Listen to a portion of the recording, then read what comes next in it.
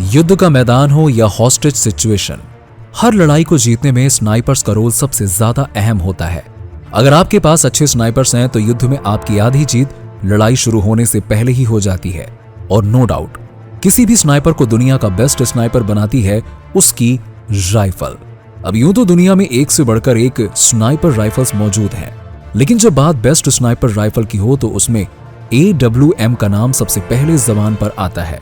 Now अगर आप gaming करते हैं और पबजी, फ्री फायर व कॉल ऑफ ड्यूटी जैसे गेम्स खेलते हैं तो आप AWM से बहुत अच्छी तरह से वाकिफ होंगे।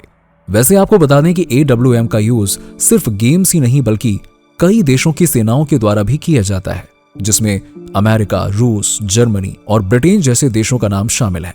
आज की इस वीडियो में हम आपको सिंपल 3D एनिमेशन के जरिए AWM के काम करने का तरीका समझाने वाले हैं, ताकि आप ये जान सकें कि क्यों ये राइफल दुनिया भर के स्नाइपर्स की पहली पसंद बनी हुई है।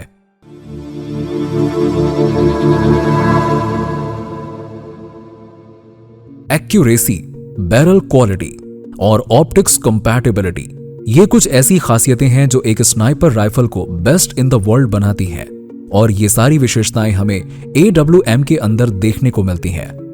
AWM यानी आर्कटिक वॉरफेयर मैग्नम या फिर AI आर्कटिक वॉरफेयर मैग्नम एक बेहद पॉपुलर स्नाइपर राइफल है जिसे British fire arms manufacturer accuracy international के द्वारा बनाया गया है। AWM की लंबाई 4 फीट 2 इंच है और स्कोप लगाने के बाद इसका वजन 7 किलो के आसपास रहता है। वैसे तो ओरिजिनली इस राइफल को .300 विंचेस्टर मैग्नम कारतूस यानी कार्ट्रिज को फायर करने के लिए बनाया गया था, लेकिन बाद में अपग्रेड करके इसके वेरिएंट्स को .338 लैपुआ मैग्नम के लिए भी बनाया जाने लगा, जो ज्यादा बड़ी और पावरफुल कार्ट्रिज है। AWM को चलाने के लिए शूटर को सबसे पहले मैगजीन को कुछ इस तरह से नीचे से ऊपर की तरफ लाना पड़ता है और उसके बाद बोल्ट लीवर या कहीं इसके हैंडल को ऊपर उठाकर पहले तो पीछे खींचा जाता है और फिर वापस आगे धकेल कर नीचे कर दिया जाता है। इस तरह AWM फायर करने के लिए रेडी हो जाती है। अब जैसे ही शूटर इसके ट्रिगर को दबाता है तो एक तेज आवाज के साथ बुलेट अपने निशाने पर मौजूद ऑब्जेक्ट्स के चीथड़े उड़ा देती है। इसके बाद लीवर को पीछे खींचने वाली यह प्रक्रिया फिर से दोहराई जाती है, जिससे AWM दूसरे राउंड के लिए तैयार हो जाती है। अब बाहर से तो यह पूरा प्रोसेस बड़ा ही सिंपल सा नजर आता है, लेकिन इसके अंदर एक बहुत ही तकनीकी प्रक्रिया चल रही होती है जिसे समझना बहुत जरूरी है। चलिए आपको इस टेक्निकल प्रोसेस के बारे में विस्तार से समझाते हैं। सबसे पहले बता दें कि AWM राइफल में 5 या 10 राउंड वाली एक मैगजीन इस्तेमाल की जाती है और इस मैगजीन के निचले हिस्से में एक स्प्रिंग लगी हुई होती है। ऊपर की तरफ से मैगजीन का डिजाइन कुछ इस तरह से बनाया जाता है कि स्प्रिंग के प्रेशर से कारतूस सिर्फ स्लाइड करके ही बाहर निकल सकता है। इसका मतलब यह है कि कार्ट्रिज सीधा ऊपर नहीं निकल सकता। जैसे कि हमने बताया कि इस राइफल को लोड करने के लिए इसके बोल्ट को पीछे खींचकर वापस आगे की तरफ लाया जाता है। जब इस बोल्ट को आगे की तरफ धकेला जाता है तो यह मैगजीन में सबसे ऊपर मौजूद एक कार्ट्रिज को पुश करते हुए उसे चैम्बर में लोड कर देता है। बोल्ट के आगे वाले हिस्से में एक एक्सट्रैक्टर और एक इजेक्टर मौजूद होता है और ये दोनों ही पार्ट्स स्प्रिंग लोडेड होते हैं। इनसे होता यह है कि जब कारतूस को चैम्बर में लोड किया जाता है तो इसका पिछला हिस्सा बोल्ट में लगे एक्सट्रैक्टर में फंस जाता है और साथ ही कार्ट्रिज अपने दबाव से इजेक्टर को उसके स्प्रिंग के विपरीत दबा देता है। कार्ट्रिज लोड होने के बाद जब बोल्ट को नीचे किया जाता है तो यह थोड़ा सा घूमता है और इस घुमाव के साथ बोल्ट के आगे वाले हिस्से में लगे लॉकिंग लग्स इसे राइफल में लॉक कर देते हैं ताकि फायर करते समय ये अपनी जगह से हिले नहीं।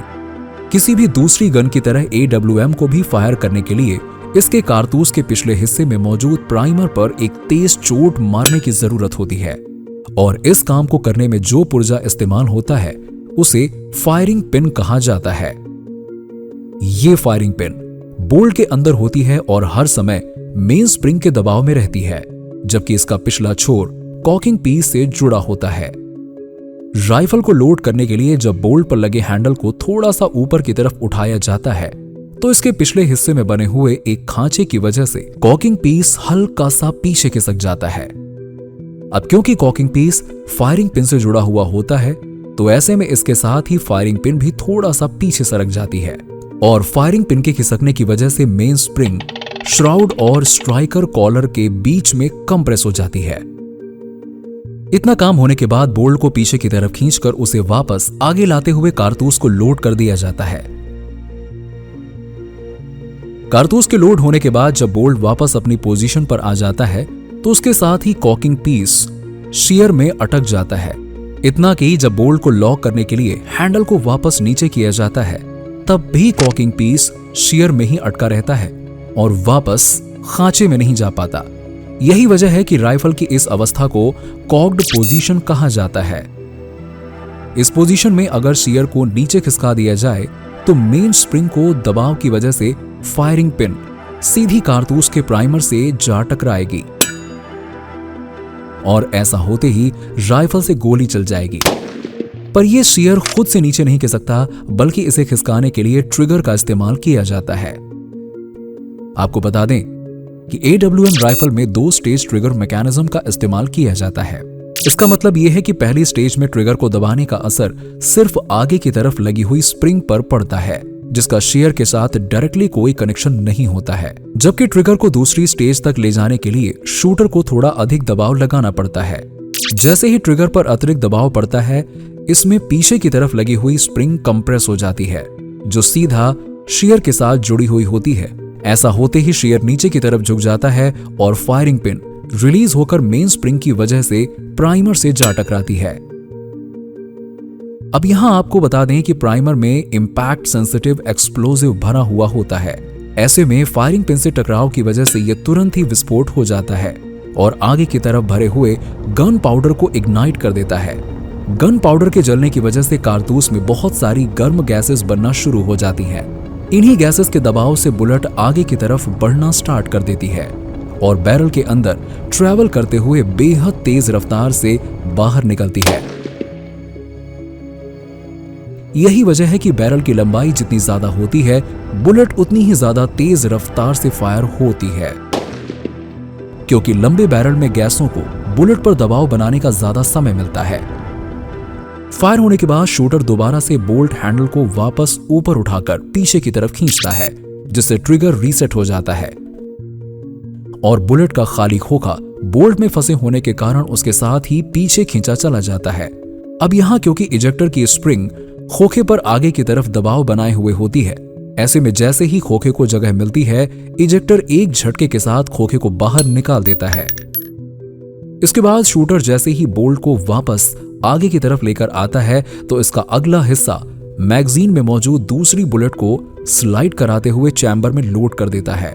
इस तरह फिर से वही प्रक्रिया होती है जो पहले राउंड में हुई थी और AWM दूसरे राउंड के लिए तैयार हो जाती है। इसके बाद तीसरा, चौथा और आगे के राउंड बढ़ते चले जाते हैं।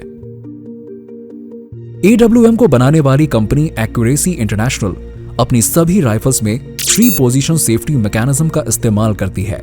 इसीलिए AWM के अंदर भी हमें यही सेफ्टी मैकेनिज्म देखने को मिलता है। बोल्ट हैंडल के पीछे की तरफ ये जो पार्ट आपको दिखाई दे रहा है ना, यही AWM का सेफ्टी लीवर है। सेफ्टी लीवर का यूज सिर्फ तभी किया जाता है जब राइफल कॉक्ड पोजीशन में हो। जब सेफ्टी लीवर बिल्कुल पीछे की तरफ होता है तो बोल्ट लॉक हो जाता है, जिसके बाद इसे ऊपर उठाया नहीं जा सकता। इसके साथ ही कैम जो सेफ्टी लीवर से जुड़ा हुआ होता है वो फायरिंग पिन को भी ब्लॉक कर देता है, यानी अब ट्रिगर दबाने पर भी राइफल फायर नहीं की जा सकती है। इसके अलावा जब सेफ्टी लीवर पीछे की जगह बीच में होता है तब उस स्थिति में बोल्ट तो अनलॉक हो जाता है लेकिन फायरिंग पिन अभी भी ब्लॉक रहती है। मतलब इस पोजीशन में भी AWM से फायर करना पॉसिबल नहीं है। अंत में अगर सेफ्टी लीवर आगे की तरफ होता है तो ऐसे में बोल्ट और फायरिंग पिन दोनों रिलीज हो जाते हैं और अब ट्रिगर दबाते ही राइफल फायर करने के लिए तैयार होती है। तो दोस्तों, ये थी AWM स्नाइपर राइफल के मैकेनिज्म और इससे जुड़ी हुई सारी महत्वपूर्ण जानकारी। उम्मीद करते हैं कि वीडियो आपको इंफॉर्मेटिव लगी होगी। जल्दी मिलते हैं एक और इंटरेस्टिंग 3D एक्सप्लेनेशन वीडियो के साथ। तब तक के लिए गुड बाय, टेक केयर।